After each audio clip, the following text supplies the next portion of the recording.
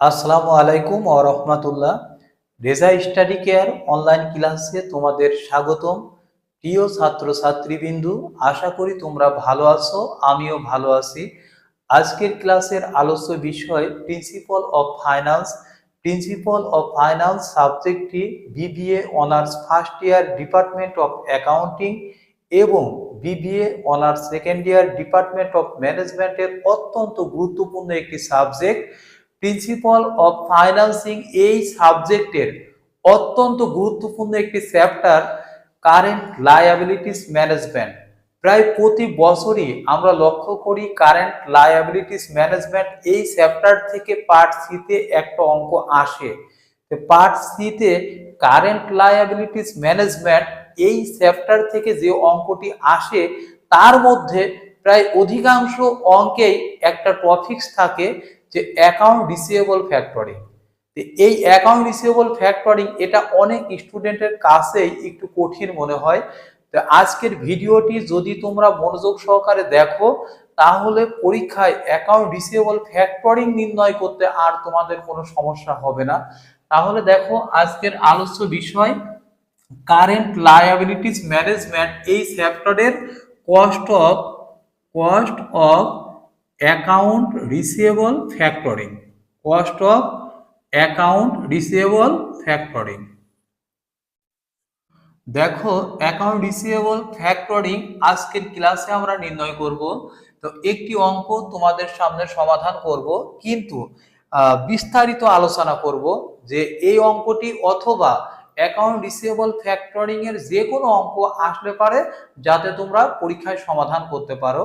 তো এখানে দেখো যে অঙ্কটি আলোচনা করব কি বলা আছে, a factor will buy companies account receivable টাকা 1 লক্ষ per month and will advance at 12% interest per annum up to 80% of the face value.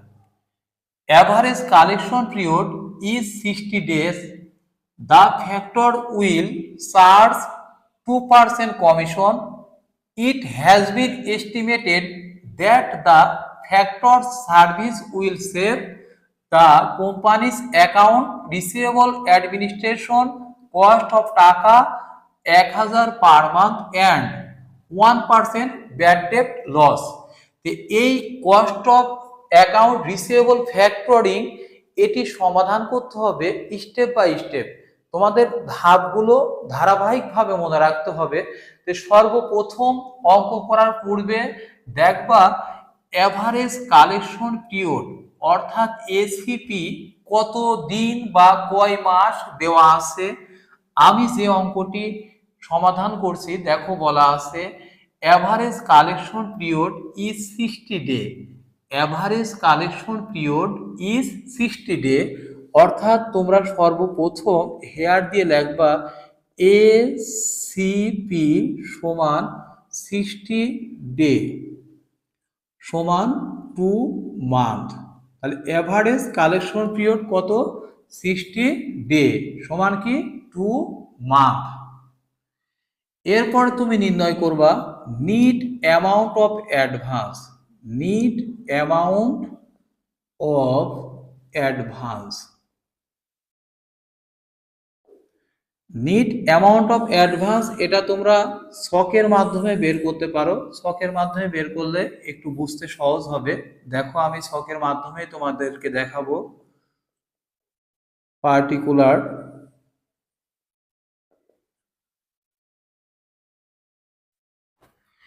এখানে নিড অ্যামাউন্ট অফ অ্যাডভান্স এটি বের করতে হলে সর্বপ্রথম তুমি লিখবা average account receivable. Average account receivable. Average account receivable কত টাকা, দেখো এখানে বলা আছে অ্যাকাউন্ট রিসিভেবল টাকা 1 লক্ষ পার মান্থ। অ্যাকাউন্ট রিসিভেবল টাকা 1 লক্ষ পার মান্থ অর্থাৎ প্রতি মাসে অ্যাকাউন্ট রিসিভেবল 1 লক্ষ টাকা।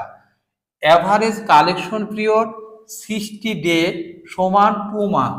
তাহলে আমাদের অঙ্কে অ্যাভারেজ কালেকশন পিরিয়ড কত, 2 মান্থ। আমার অঙ্কে অ্যাকাউন্ট রিসিভেবল বলা আছে টাকা 1 লক্ষ পার মান্থ। তাহলে প্রতি মাসে যদি অ্যাকাউন্ট রিসিভেবল 1 লক্ষ টাকা হয়, তাহলে 2 মাসে কত? এভারেজ অ্যাকাউন্ট রিসিভেবল 1 লক্ষ গুণন 2 সমান টাকা 2 লক্ষ। তো দেখো এখানে এভারেজ অ্যাকাউন্ট রিসিভেবল টাকা 1 লক্ষ পার মান্থ দেওয়া আছে, কিন্তু কোন কোন অঙ্কের ক্ষেত্রে এভাবে এভারেজ অ্যাকাউন্ট রিসিভেবল টাকা 1 লক্ষ পার মান্থ কিংবা টাকা 2 লক্ষ পার মান্থ এভাবে না দিয়ে ক্রেডিট সেলস দেওয়া থাকে। কি দেওয়া থাকে? ক্রেডিট সেলস দেওয়া থাকে। যদি ক্রেডিট সেলস দেওয়া থাকে সেক্ষেত্রে তোমরা এভারেজ অ্যাকাউন্ট রিসিভেবল বের করবা এই সূত্রের মাধ্যমে। এভারেজ অ্যাকাউন্ট রিসিভেবল সমান এই যে ক্রেডিট সেলস গুণ এসিপি ডিভাইডেড 360। যদি কোনো অঙ্কে অ্যাকাউন্ট রিসিভেবল টাকা 1 লক্ষ পার মান্থ কিংবা কোনো অ্যামাউন্ট যদি এভাবে দেওয়া না থেকে বলা থাকে ক্রেডিট সেলস টাকা 10 লক্ষ কি ক্রেডিট সেলস টাকা 15 লক্ষ, অর্থাৎ ক্রেডিট সেলস যদি দেওয়া থাকে সেক্ষেত্রে এভারেজ অ্যাকাউন্ট রিসিভেবল নির্ণয় করবা। এভারেজ অ্যাকাউন্ট রিসিভেবল সমান ক্রেডিট সেলস গুণ এসিপি ডিভাইডেড 360।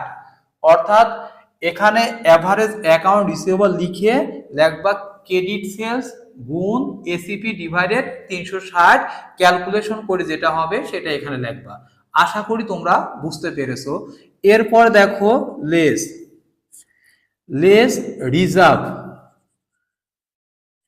রিজার্ভ। দেখো এখানে কি বলা আছে, and will advance at 12% interest, মানে অ্যাডভান্সের উপরে 12% ইন্টারেস্ট হবে up to 80% of the face value. অর্থাৎ ফেস ভ্যালু যা হবে তার 80% হবে অ্যাডভান্স। যেহেতু 80% অ্যাডভান্স হবে তাহলে রিজার্ভ কত? 20%। কোনো অঙ্কেই সরাসরি রিজার্ভ কত পার্সেন্ট এটা বলা থাকে না। তোমরা দেখবা অ্যাডভান্স কত পার্সেন্ট, মানে ফেস ভ্যালুর অ্যাডভান্স কত পার্সেন্ট আর অবশিষ্টটাই রিজার্ভ। তো এখানে বলা আছে দেখো up to 80% of the face value, অর্থাৎ ফেস ভ্যালুর 80% যদি অ্যাডভান্স হয় তাহলে 20% রিজার্ভ। রিজার্ভ কার উপরে পার্সেন্ট করতে হবে? এই এভারেজ অ্যাকাউন্ট রিসিভেবল যা হবে তার উপরেই পার্সেন্ট করবা। এভারেজ অ্যাকাউন্ট রিসিভেবল কত? 2 লক্ষ টাকা। তাহলে 2 লক্ষ টাকার 20% রিজার্ভ, 2 লক্ষ গুণন 20%। তাহলে 2 লক্ষ টাকার 20% করলে কত হয়? 40,000 টাকা। দেখো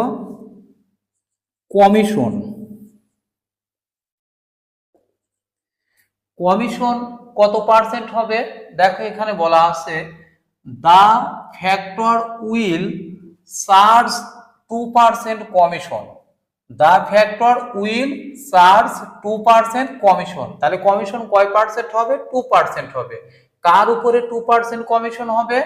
এভারেজ অ্যাকাউন্ট রিসিভেবল এর উপর। এভারেজ অ্যাকাউন্ট রিসিভেবল টাকা কত? 2 লক্ষ। এই 2 লক্ষ টাকার উপরে 2% কমিশন, তাহলে 2%। তাহলে 2 লক্ষ টাকা 2% করলে কত হয়? 4,000 টাকা।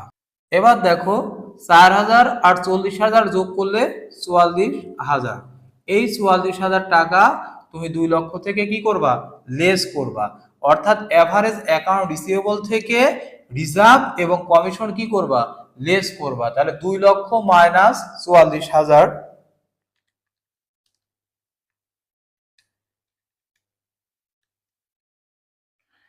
1,56,000 টাকা। 1,56,000 টাকা। এই 1,56,000 টাকা এটা interest chargeable advance. Interest chargeable advance.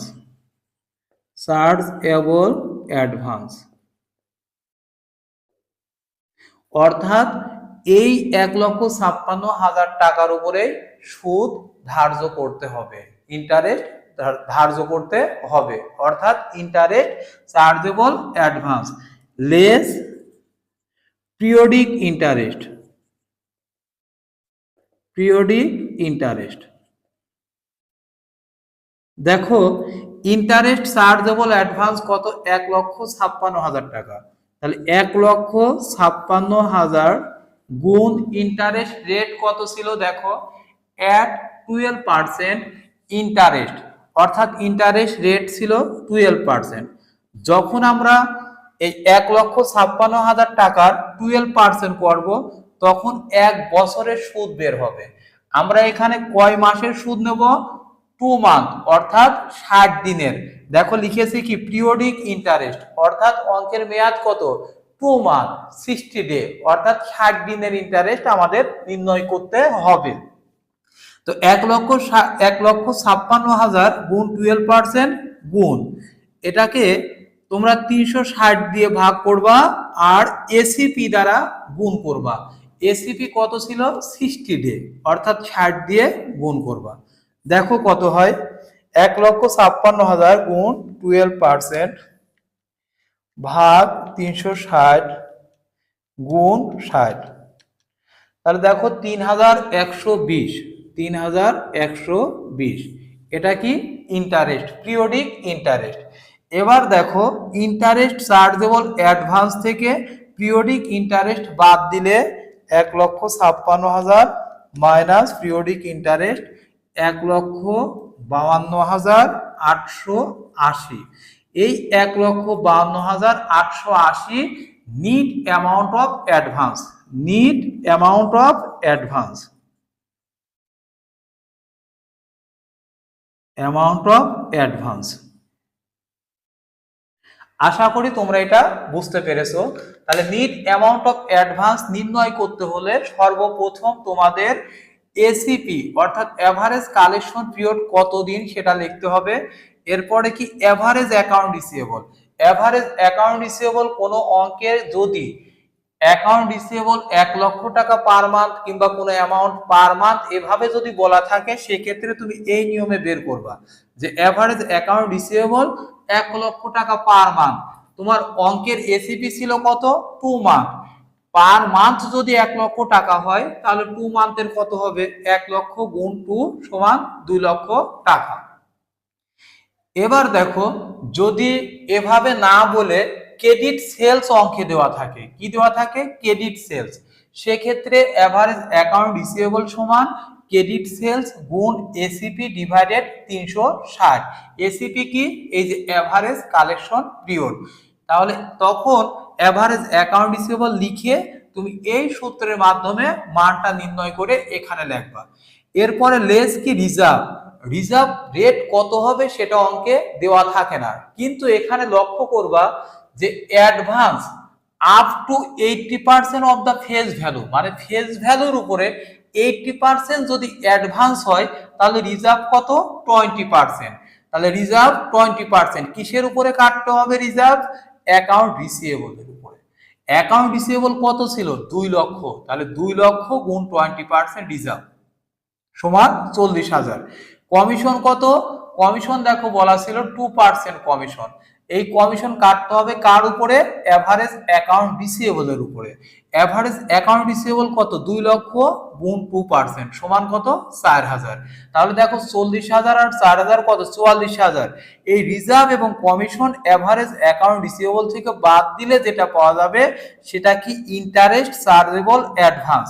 Interest chargeable advance থেকে তুমি পিরিয়ডিক ইন্টারেস্ট লেস করবা। পিরিয়ডিক ইন্টারেস্ট কিভাবে কাটতে হবে, এই ইন্টারেস্ট চার্জেবল অ্যাডভান্স 1,56,000, তার উপরে ইন্টারেস্ট রেট কত ছিল, 12%, অর্থাৎ 1,56,000 12% করলে যেটা হবে সেটাকে 360 দ্বারা ভাগ করবা আর এসিপি দ্বারা গুণ করলেই পিরিয়ডিক ইন্টারেস্ট পাওয়া যাবে।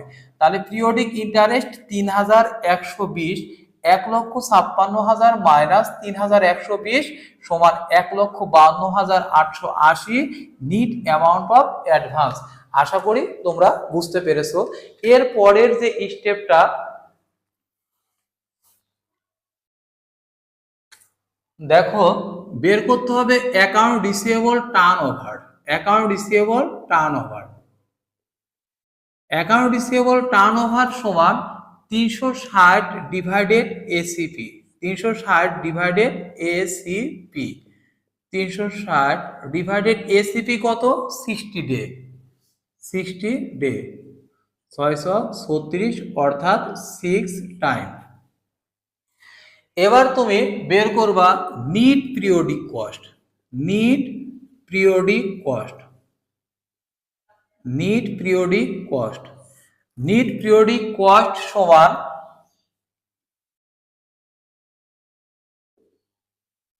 পিরিয়ডিক ইন্টারেস্ট,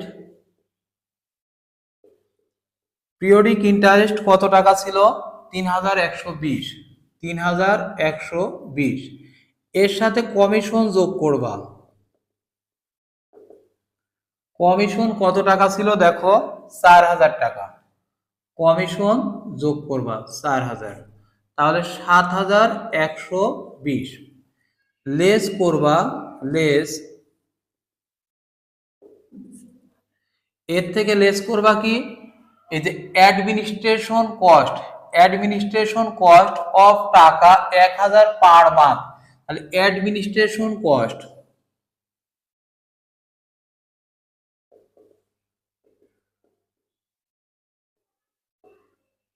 অ্যাডমিনিস্ট্রেশন কস্ট টাকা 1000 পার মান্থ, অর্থাৎ অঙ্ক যেহেতু 2 মাসের, তাহলে 1000 গুণ 2 সমান কত? 2000 টাকা।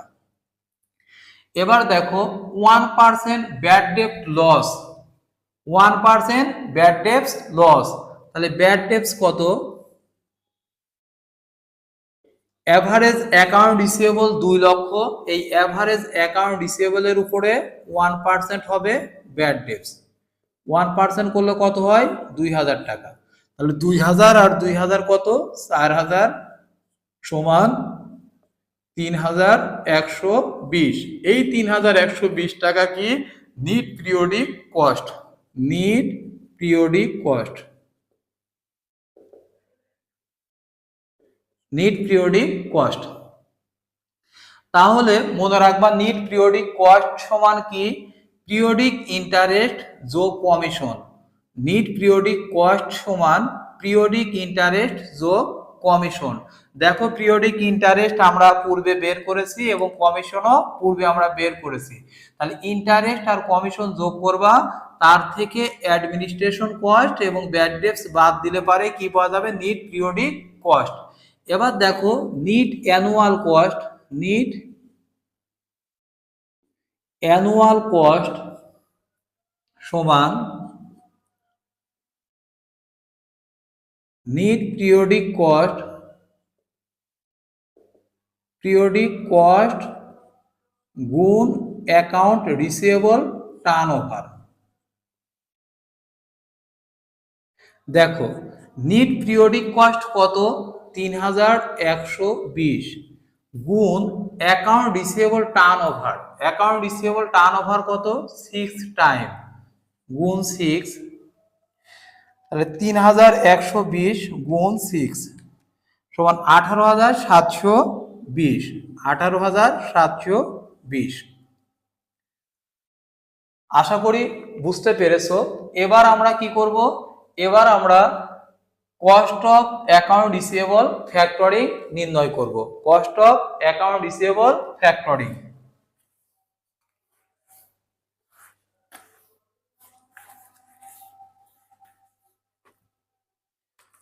দেখো যে এপিআর অর্থাৎ সিম্পল ইন্টারেস্ট রেট সমান নিট অ্যানুয়াল কস্ট, নিট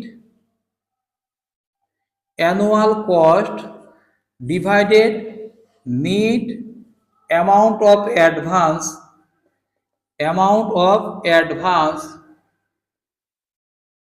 গুণ 100। দেখো এখানে নিট অ্যানুয়াল কস্ট কত?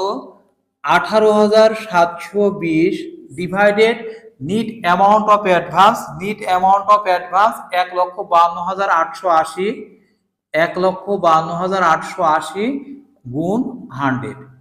দেখো যে 18,720 ডিভাইডেড 1,52,880 গুণ 100 সমান 12.24%, 12.24%।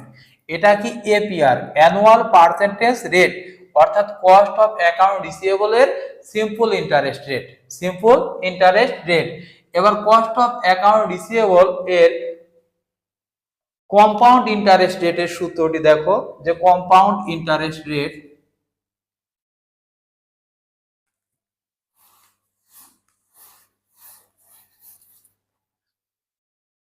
কম্পাউন্ড ইন্টারেস্ট রেট এর সূত্র ইআইআর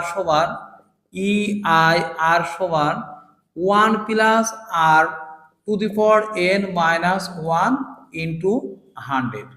দেখো 1 plus r to the power n minus 1 into 100। এখানে আর সমান কি, আর সমান net periodic cost, net periodic cost divided need amount of advance, need amount of advance।